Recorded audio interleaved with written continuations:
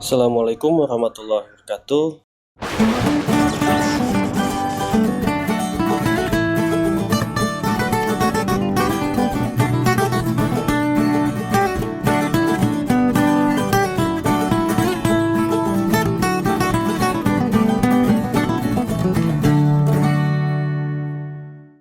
Kembali lagi ke channel Dosen Programmer. Kali ini kita akan membahas mengenai security awareness. Untuk yang pertama, kesalahan konsep umum.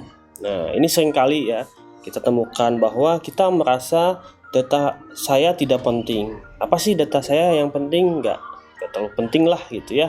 Selalu seperti itu. Kemudian kami tidak pernah mengalami insiden. Jadi kita anggap ya aman-aman saja lah. Sehingga kita tidak memerlukan keamanan khusus ya. Kemudian kami sudah aman, merasa kita sudah safety, sehingga kemungkinan terjadinya serangan ya itu dianggap tidak mungkin.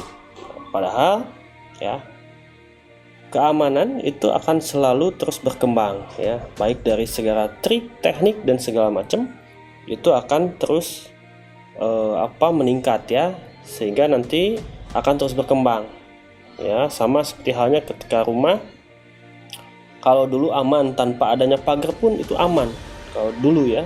Sekarang berkembang, sekarang sudah mulai banyak maling, banyak yang masuk sehingga ada pagar ya dilindungi.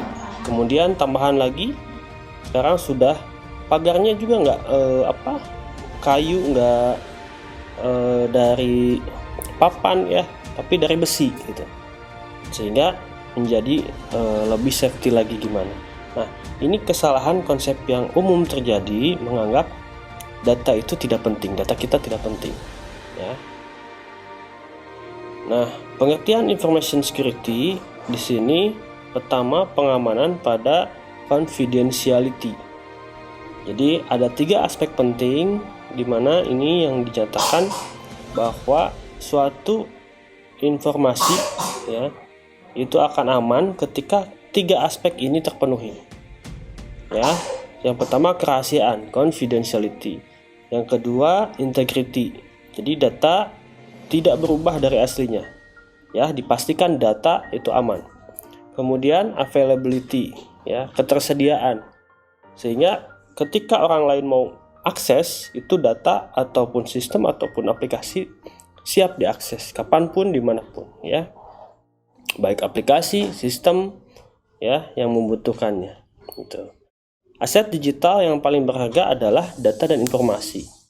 Jadi sekarang ini justru yang paling penting itu adalah data dan informasi. Ya, karena semua sudah based on digital. Ya, data penting kita ada digital, termasuk fintech ya, finansial teknologi. Keuangan kita juga ada di digitalisasi. Sehingga bagaimana agar itu aman ya, 3 aspek ini harus terpenuhi. Rahasianya ya, keasliannya, kemudian ketersediaannya ya. Nah, isu keamanan itu biasa terjadi ya. Ini seringkali dilakukan. Yang pertama adalah berbagi penulisan password. Passwordnya apa sih? Ini bagi-bagi broadcast ya. Username-nya apa, passwordnya apa, disebarin aja ya. Bahkan mungkin ada yang di print ya, ditempel. Nah, itu kan berbahaya ya. Kemudian yang kedua, password mudah ditebak ya. Passwordnya apa? Tanggal lahir, itu gampang sekali ya. Padahal ketika password yang kita anggap data kita tidak penting ya, dan kita menggunakan kredensial yang sama di data yang krusial, misalkan di game itu datanya ya nggak penting, memang tidak terlalu penting lah, tapi username passwordnya sama digunakan juga di perbankan, itu kan berbahaya ya. Kemudian yang ketiga, password dikirim dalam bentuk plain text. Jadi tidak ada security sama sekali, tidak ada yang dinamakan enkripsi ya. Sehingga data password itu terbaca secara langsung, plain text ya. Yang keempat, tidak kejelasan policy and procedure ya. Ini typo ya. Tidak ada kejelasan bagaimana aturan mainnya, bagaimana policy and procedure-nya ya. Jadi jangan sampai nanti kalau saudara sudah di dunia kerja pun ya, itu tidak akan sembarangan kredensial kita, minimal username password itu harus ya terjaga, ya. Nah, ini yang seringkali dianggap remeh, bahkan tidak penting tadi ya disebutkan. Isu keamanan yang terjadi. Nah, sehingga ancaman apa yang akan terjadi?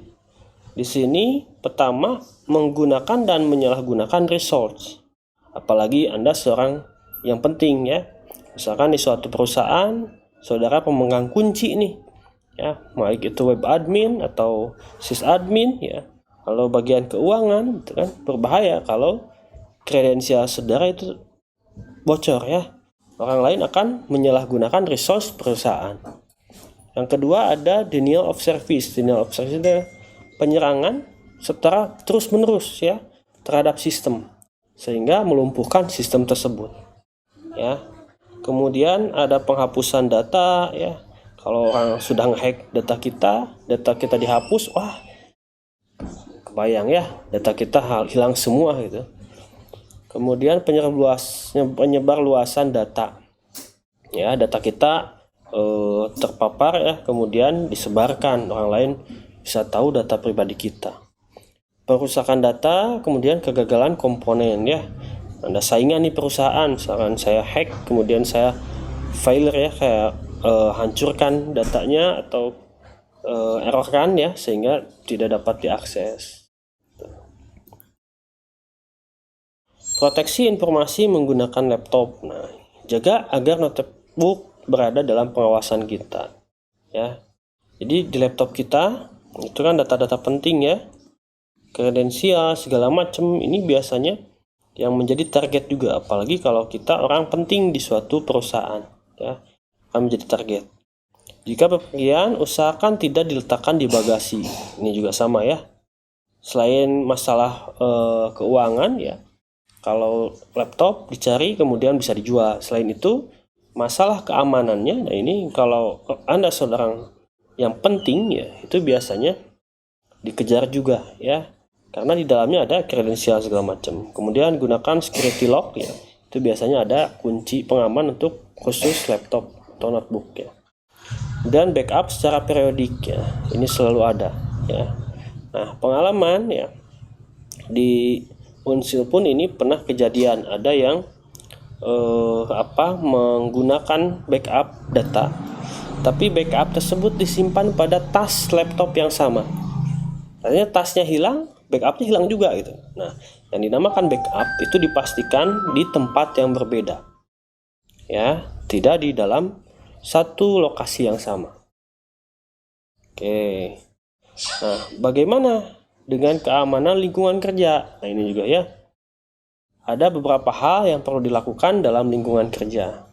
Jadi, agar kita bisa aman ya. Pertama, hindari penyebaran informasi penting atau sensitif. Jangan sampai ya kita kredensial kita ya, informasi perusahaan itu disebarkan baik di medsos kebanyakan sekarang ya. Jangan meninggalkan dokumen sembarangan di meja kerja. Ini juga sama ya. Persaingan pekerjaan itu akan membuat orang lain merasa tersaingi kan ya. Nah, kemungkinan ya persaingan itu akan disalahgunakan ya, sehingga orang, wah ini ada lengah nih ya, orang tersebut, karyawan tersebut ada username passwordnya tempel di sana, gunain ganti password segala macam, wah udah gak bisa akses, repot lagi ya. Gunakan metode pemusnahan dokumen yang benar. Nah, ini juga ada alat perusak atau penghancur dokumen ya. Dipastikan kalau dokumen penting itu dihancurkan ya. Jangan biarkan dokumen tertinggal di mesin fotokopi atau fax. Nah, ini juga banyak kejadian ya. Dokumen kerja, dokumen penting tinggalan di fotokopian itu ya. Sehingga isinya apa? Kredensial, username, password, bahaya ya. Kemudian kunci layar komputer dengan menggunakan password. Banyak sekali ya. Mentang-mentang dengan karyawan misalkan saya terbuka aja gitu. Nah, barangkali kan nanti disalahgunakan, bisa aja mungkin. Ya, yang dianggap perimeter kita, lingkungan kita aman, ternyata kebanyakan ancaman itu dari lingkungan yang dianggap kita aman gitu. Nah, jadi tetap ya, karena itu privasi sifatnya, dipastikan saudara saja yang harus mengetahui. Jangan menyimpan informasi penting di dalam USB. Bahaya ya. USB colok ke komputer, komputernya ada Trojan ya. Ada mesin, dia akan mengcopy semua file yang ada di USB, ya udah dapat juga gitu ya. Jangan meminjamkan USB flash di sembarangan. Jaga agar pintu masuk kantor senantiasa tertutup. Ya, karena di lingkungan kerja ya memungkinkan siapa saja bisa masuk ya. Sehingga secara fisik itu harus tertutup juga. Itu ya.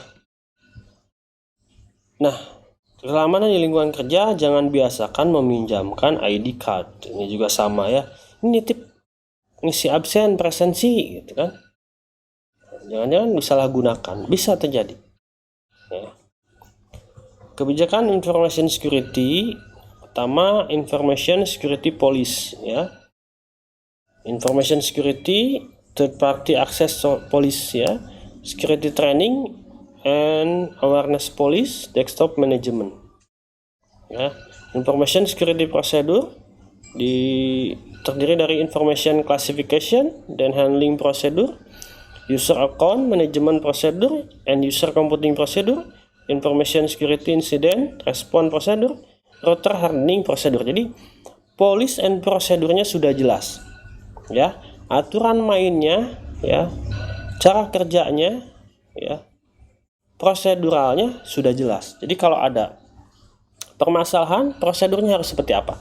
Samalah ketika kita di bencana alam, misalkan ada prosedur kebakaran di gedung, itu harus apa yang terjadi, apa yang harus dilakukan. Nah, di keamanan pun seperti itu ya. Jadi dipastikan bagaimana kalau terjadi sesuatu, harus melakukan apa. Dan kemudian bagaimana penanganan polisnya ya, ketika ada third party ya, ada aplikasi lain misalkan yang masuk, bagaimana penanganannya, apakah langsung diterima atau bagaimana. Nah, jadi kebijakannya jelas ya, karena security is holistic view. Jadi keamanan itu harus dilihat secara menyeluruh, tidak bisa hanya aplikasinya saja, sistemnya saja, tapi seluruh organization, people ya, semuanya menjadi komponen keamanan.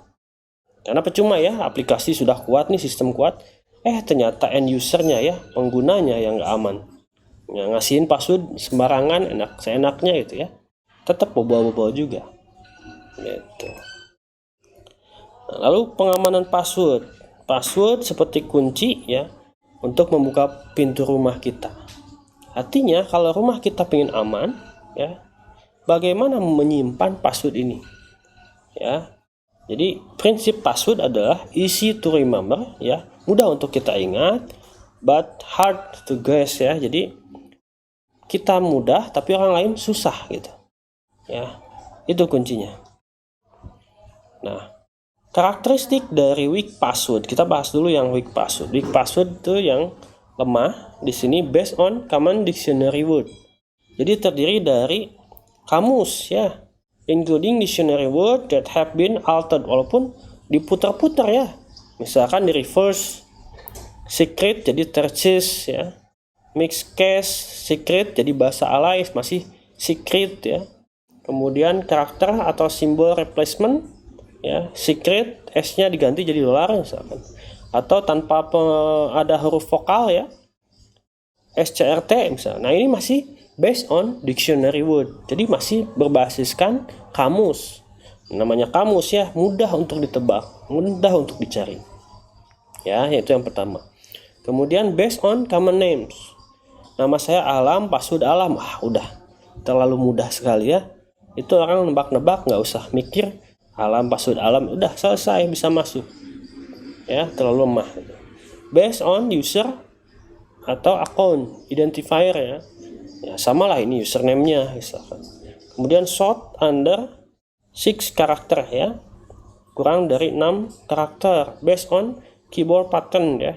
Di keyboard ada QWERTY, ASDF, nah itu terlalu mudah ya. Composed of single symbol type ya, terdiri dari satu simbol saja, misalkan semuanya karakter, semuanya numerik ya, tanggal lahir semua numerik gitu. Itu termasuk weak password.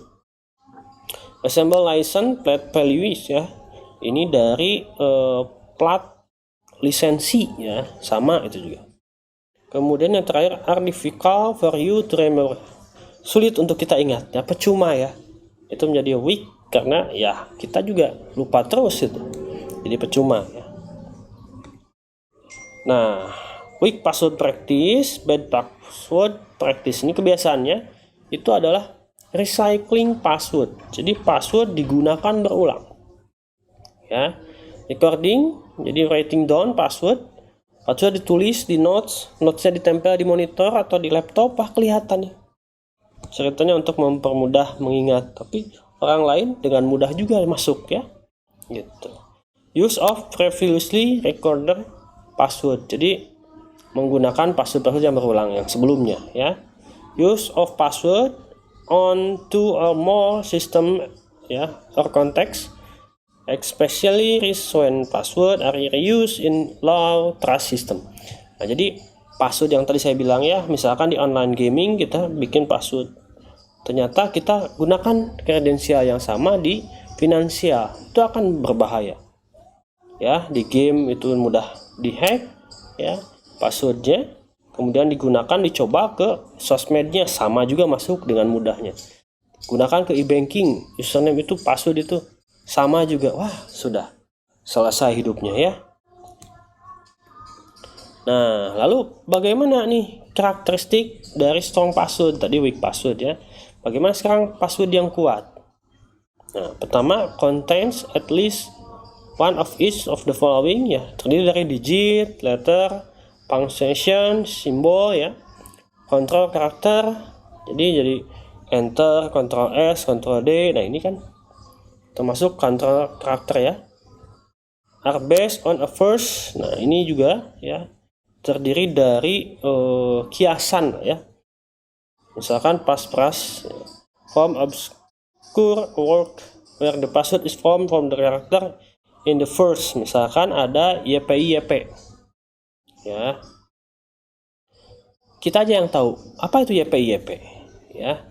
Kita tahu dia kiasan dari your password, your identity, your privacy. Jadi saya singkat menjadi password YPI-YP.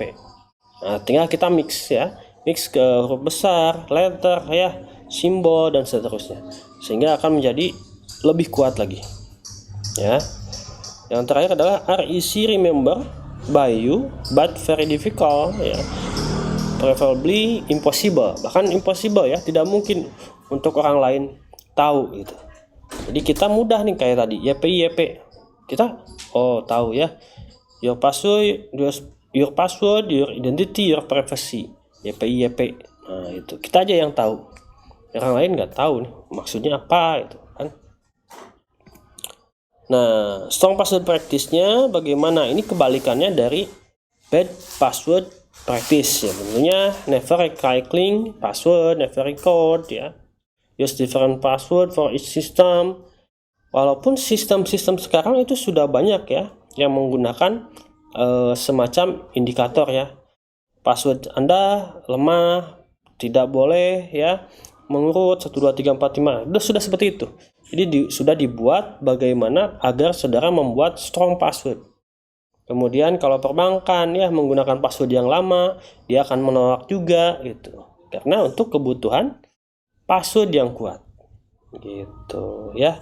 Ini kebalikannya dari tadi bad password practice. Nah, lalu bagaimana nih ya untuk membuat strong password yang kita mudah ingat tapi orang lain sulit ya. Jadi how to make strong password? Pertama kita tentukan base passwordnya dulu. Jadi kita bikin password utamanya dulu ya, base password ya. Kita pikirkan favorite ya, things, sesuatu ya. Misalkan suka es, suka musik, suka coffee ya. Maka kita kayak tadi ya, kiasan tersebut. HMC misalkan ya, atau kita tulis semuanya ice, music, coffee. Gitu ya. Kemudian now safety each word do you think ya. Kita tambahkan karakter penjeda di masing-masing. Misalkan saya suka uang nih, siapa yang nggak suka ya? Simbolnya apa, mau dolar, mau Rp misalkan. Kita tambahkan di setiap key atau kata yang tadi. Ice, music, coffee ya, kita tambahkan di masing-masingnya. Ya, karena berarti kita tadi suka ice, suka musik, suka coffee, suka uang. Ya, kita masukkan ke sana. Kemudian tadi karakteristik dari strong password itu tambahan juga ada nomornya. Sehingga kita tambahkan ice, music, coffee, kira-kira nomor apa yang paling berarti buat kita. Ya, 505 misalkan. Apa ini? SOS ya, bantuan atau gimana? Ice, music, coffee, 505 ya, ditambahkan dengan spesial karakter. Saya suka uang ya. Jadi di sini ada simbol dolarnya misal. Terakhir adalah combine uppercase and lowercase. Jadi kita tambahkan bahasa lainnya juga ya. Kita tambahkan I-nya besar, M-nya besar, C-nya besar gitu.